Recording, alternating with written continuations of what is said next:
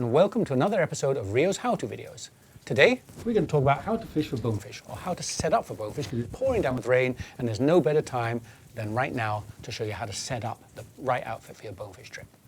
We're going to start off with a rod.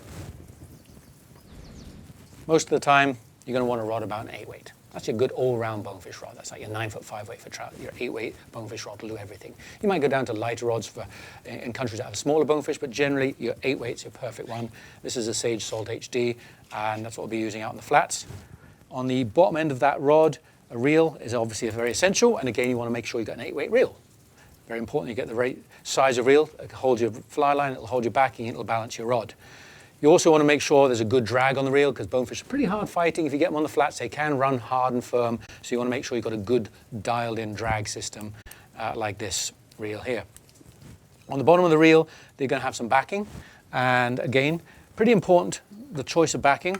This is a gel spun backing. It's a type of backing material. It's much finer and much stronger than your regular backings, and it's a very, very good backing for any saltwater reels because it's super thin and super strong. This is 65 pound in strength. And why that's important when you're saltwater fishing is because you go to fish, if it runs and takes your backing out, you want the thin backing cutting through the water. Provides an awful lot less drag, so there's less pressure on the hook hold on the fish. But also you can get 200 yards of backing like this on that 8 weight reel. So there's plenty of backing for when you hook that really big bone that goes out a long way. So gel spun backing is important. And then of course your fly line, obviously it's got to have a fly line on the front end. And we've got a couple of lines at Rio that we recommend. This is the direct core bonefish line. And why this is a good line, it's got a fairly long head, around 47, 48 foot in length, which is a good head if you're up on the boat, you're making long distance shots and you're retargeting bonefish. And if you're a fairly decent caster, that's an excellent choice of line.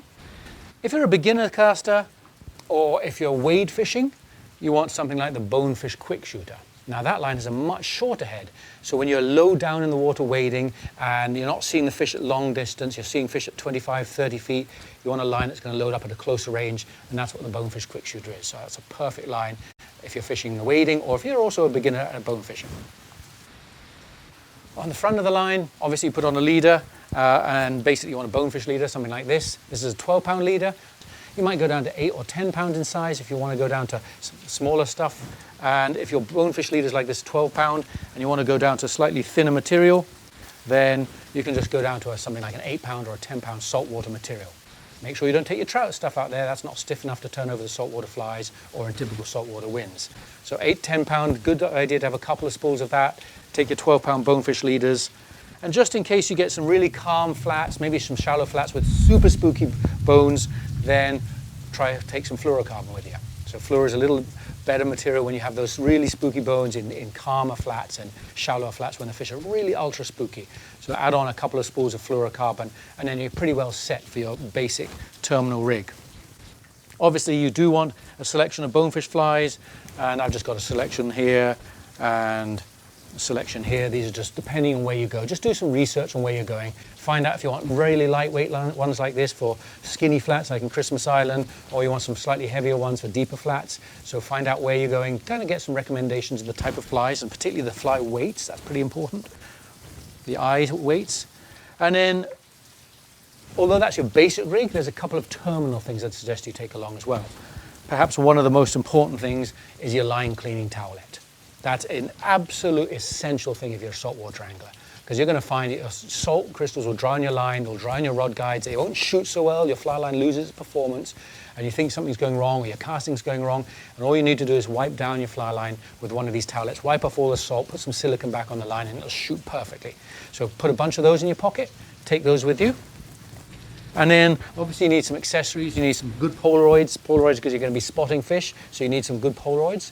I like glass because I think they get much better optics than a polycarbonate lens, so just choose the color that you like out there on the flats, or again it's recommended by the lodge you're going to. You also need a set of tools, and on this necklace here I've got some forceps. I always have these. This helps unhook a fish, helps squeeze the barb off if you ever want to do that. You might want to. You certainly want to take a hook sharpener with you, a hook file like this to keep those hooks razor sharp. A lot of saltwater species have very hard mouths, so you need a really sharp hook. And then of course you need some nippers just on the front end there, just for snipping off your leader or your tippet. And then I always carry a set of pliers You never know, sometimes you're going to cut wire. Pliers are good for a whole bunch of things. So that's a good outfit to have with you. It's a really simple outfit to have, but also when you go on your first bone fishing trip or you're once a year and you don't have the right gear, it's really important to know exactly what to take. That's the purpose of this film. So hopefully you enjoyed this. As I said, this was a how to set yourself up for a good bonefish trip. If you enjoyed this, just tune into the Rio website and you'll see there's a whole section on how-to videos and check out the rest of them. Many thanks for watching. I hope you enjoyed this film.